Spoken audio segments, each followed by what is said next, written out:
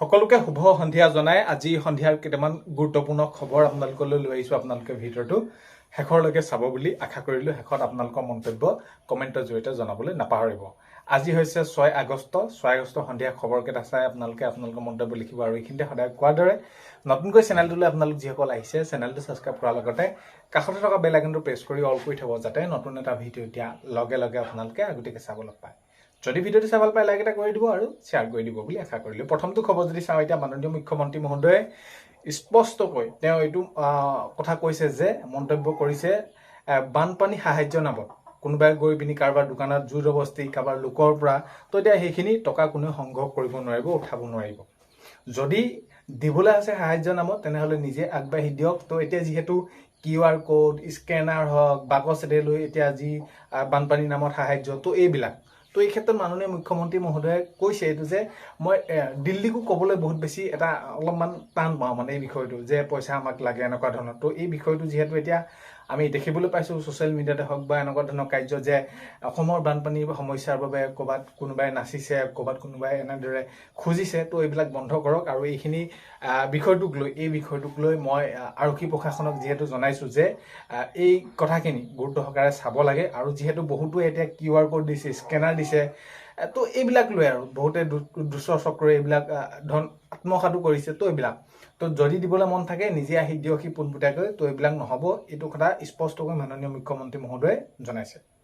Next খবৰ যদি চাওঁ, বেংকত আধাৰ আপডেট যদি আপোনালোকৰ আধাৰ তথ্য যদি আপডেট নাথাকে তেনেহ'লে এতিয়া লাভ নকৰিব নিযুত মইনা নিযুত বাবু আঁচনি ধৰণে। এতিয়া মাননীয় মুখ্যমন্ত্ৰী মহোদয়ে আজি এনেদৰে কোৱা দেখা গ'ল। এতিয়া কথাটো হ'ল কি, যিকোনো ধৰণৰ চৰকাৰী আঁচনি এতিয়া আপোনাৰ এজন মানুহৰ হয়তো একাউণ্ট কেইবাটাও থাকিব পাৰে, হয়তো ষ্টেট বেংকতো থাকিব পাৰে, আপোনালোকৰ গ্ৰামীণ বিকাশ বেংকতো থাকিব পাৰে, পাঞ্জাৱ নেশ্যনেল বেংক বা ICICI, তো বিভিন্ন ধৰণৰ বেংকত থাকিব পাৰে। কিন্তু এতিয়া কথাটো হ'ল কি, যিটো আপোনালোকে আবেদনত দিয়ে তথ্য আপোনালোকে লগত গাঁঠি দিয়ে, সেইখিনি আপোনালোকে আবেদনৰ সেইটো আপোনালোকৰ আধাৰ লিংক হৈ নাথাকিব পাৰে। তো এতিয়া এইটো কথা কৈছে মুখ্যমন্ত্ৰী মহোদয়ে, যদি আপোনালোকে চৰকাৰী আঁচনি নামত কিবা এটা বিচাৰিছে তো তেনেহ'লে আপোনালোকে যিটো আপোনালোকৰ বেংকৰ সৈতে আধাৰ লিংক হৈ আছে একাউণ্টৰ সৈতে সেইটোহে আপোনালোকে দিবলৈ সেইখিনি অনুৰোধ জনাইছে।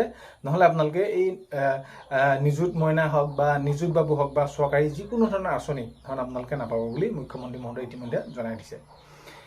এতিয়া নেক্সট খবৰ যদি চাওঁ, যিহেতু হাগ্ৰামা মহিলা ডাঙৰীয়া শিৱসাগৰলৈ আহিছে, অখিল গগৈ ডাঙৰীয়া সাক্ষাৎ কৰিলে। আৰু এইটো যি পৰিস্থিতি এতিয়া যি মহাপ্ৰলয় সৃষ্টি হ'ল, তাত এটি যি ক্ষয়ক্ষতি হ'ল, তো এতিয়া যদি আমি চাওঁ তেনেহ'লে বানত ক্ষতিগ্ৰস্ত শিৱসাগৰৰ 2-3খন গাঁৱৰ কি কৰিব দায়িত্ব ল'ব হাগ্ৰামাৰ মহিলাই। অখিল গগৈ ডাঙৰীয়াই এইদৰে মন্তব্য কৰিছে। আৰু হাগ্ৰামা মহিলাই ডাঙৰীয়াই এইটো কৈছে যে যদি থাকিব লগা হয় মই থাকি দিম ইয়াতে, কোনো কথা নাই, কেইদিনমান এসপ্তাহ হ'লেও যদি থাকিব লগা হয়। কাৰণ কেলৈ এতিয়া মই যিটো পৰিস্থিতি দেখিলোঁ, ৰাইজৰ যিমানখিনি ক্ষয়ক্ষতি হ'ল আৰু এই যি মহাপ্ৰলয় সকলোকে যি টচ নচ কৰি থৈ গ'ল, মই এইখিনি দায়িত্ব লৈছোঁ আৰু আমাৰ সেইখিনি দায়িত্ব বা আমাৰ সেইখিনি কৰ্তব্য আমি সেইখিনি কৰিম বুলি তেনেদৰে কৈছে। আৰু এই ক্ষেত্ৰত অখিল গগৈ ডাঙৰীয়াৰ মন্তব্য তেনেদৰে কৰা দেখা গৈছে। এতিয়া এই বিষয়টো যদি আমি চাওঁ তেনেহ'লে আমি সকলোৱে সহায় কৰিব লাগিব। তেতিয়া এই বানপানী বিষয়টো যিহেতু এতিয়া আমি যদি চাওঁ, হাগ্ৰামা মহিলাই ডাঙৰীয়াই কৈছে যে আমি এই বিষয়টোত এই যি মহাপ্ৰলয় আহিলে আমি সাহায্য কৰা বা সাহায্য দিয়া এই কামখিনি আমি সকলোৱে মিলিজুলি কৰিব লাগিব।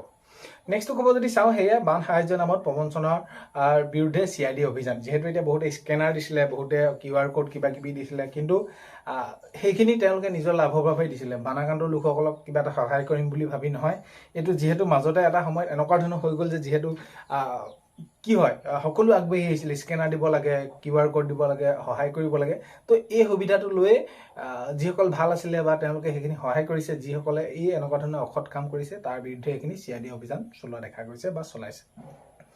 এতিয়া নেক্সট খবৰ যদি চাওঁ, বানত আক্ৰান্ত নোহোৱা পৰিয়ালে সহায় কৰক চৰকাৰক। এতিয়া মুখ্যমন্ত্ৰী মহোদয়ে এইটো জনাইছে যিহেতু তেওঁ একেবাৰে একেবাৰে কাষলৈকে গ'ল, জনসাধাৰণৰ ওচৰলৈকে গ'ল। তেওঁলোকক জনাইছে যে কোনোবা এখন গাঁও বা কোনোবা এটা পৰিয়াল তেওঁলোকে 10,000 যিটো আপোনালোকে যিহেতু পাইছে 15,000 30,000 টকা বানত আক্ৰান্ত হোৱাই নাই, তেওঁলোক ঠিকেই আছে, তেওঁলোকৰ একাউণ্টত সোমাইছে। যিসকলৰ বহুত বেছি ক্ষয়ক্ষতি হৈছে তেওঁলোকে পোৱা নাই।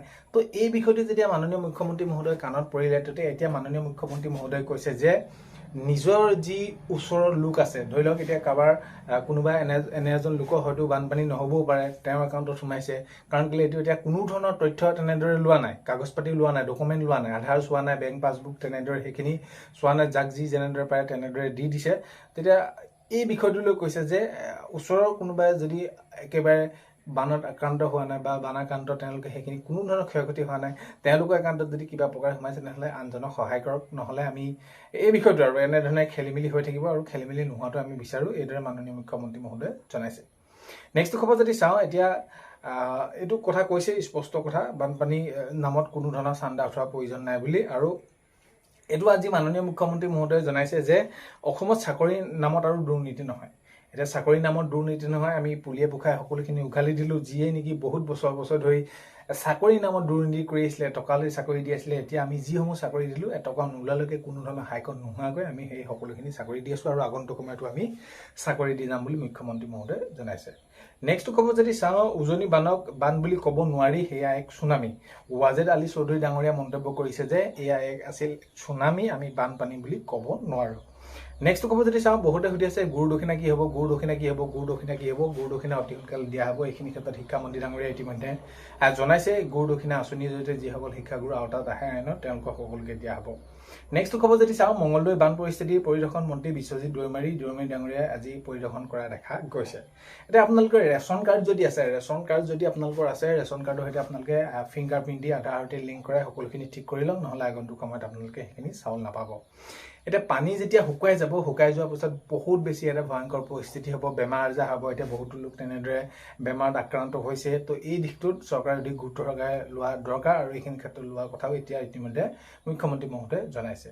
এতিয়া আপোনালোকে যদি চাই, যিটো আপোনালোকে এই কৃষি ক্ষেত্ৰত যিসকল কৃষক এতিয়া জড়িত হৈ আছিলে, এতিয়া তেওঁলোকৰ বহুতখিনি লোকচান হ'ল। এতিয়া তেওঁলোকক সেইখিনি সাহায্য দিয়াৰ কথা ইতিমধ্যে চিন্তা চৰ্চা কৰিছে। বাৰু যিকি নহওক, আজি 6 আগষ্টৰ সন্ধিয়া খবৰ এইকেইটা আপোনালোকক জনালোঁ। ভিডিঅ'টো শেষলৈকে চোৱাৰ বাবে বহুতে বেছি ধন্যবাদ। আজিলৈ মানে অন্য এটা ভিডিঅ'তে লগ পোৱাৰ আশাৰে পায়।